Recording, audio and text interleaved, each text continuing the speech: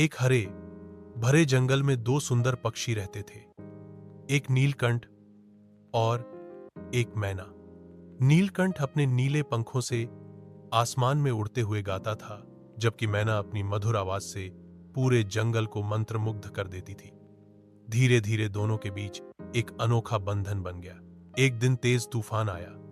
मैना एक पेड़ की शाखा से गिर गई और घायल हो गई। नीलकंठ ने उसे पत्तों से ढका, दाने लाकर खिलाए और उसकी देखभाल की।